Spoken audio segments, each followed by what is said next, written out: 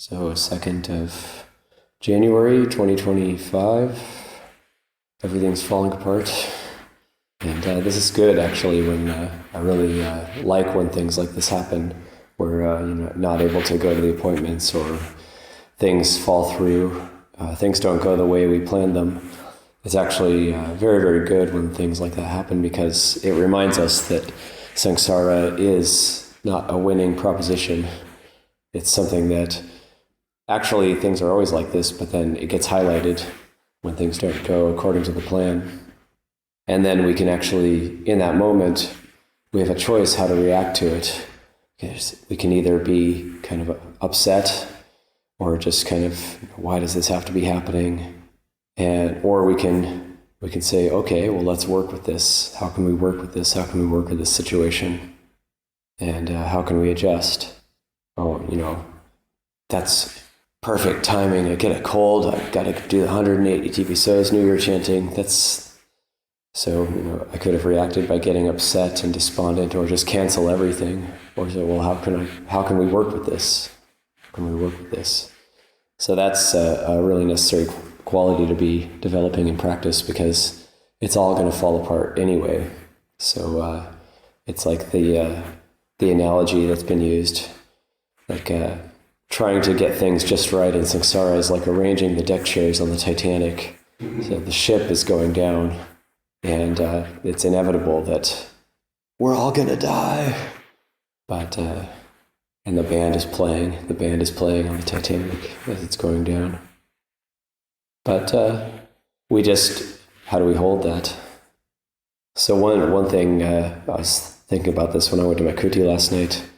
One thing that's very, very helpful is actually just being able to develop that quality to sometimes just say, okay, I'm just going to sit right now. I'm just going to meditate right now. Because things are never going to be perfectly aligned for the practice. So, okay, I'm just going to do walking meditation right now. Okay, I'm just going to do sitting meditation right now. So I went back to my kuti. I was kind of looking at my shrine thinking, oh yeah, I could do a bit of cleaning here and there, but then I thought, well, things are good enough. I'll just sit, and things are good enough. They'll never be absolutely perfect. It'll never be the case that things are absolutely free of, every surface is absolutely free of dust. So we just make it good enough. And then in that moment, then we can actually let go of everything, at least temporarily, and just abide in the present, which is what we're here for, and come back to awareness. So I was walking down this morning and I saw this truck getting jackknifed in the middle of Tomkai Road. And I thought, oh no, not again. But then it'll work itself out. So it just is what it is. I don't think there's anything I can do. So just went in and was kind of listening to the kind of trying to spread metta to the driver, who's obviously going to be in a state of dismay and probably anger and confusion that he's not able to turn around, and just kind of spreading metta to whoever's driving that truck and thinking, oh yeah, that's a difficult position to be in. He just missed the sign or whatever, just for whatever reason came out too far in this gigantic truck. And then the frustration of, he's blocking the road and then people are honking and they need to get past. And so, oh yeah, this is, incredibly frustrating, incredibly difficult for this person.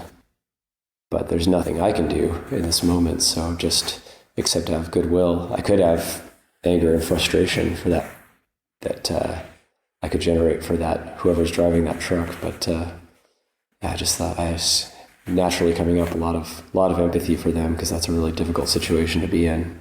And we all make mistakes like this where we say, oh no, why did I get stuck in this way or that way?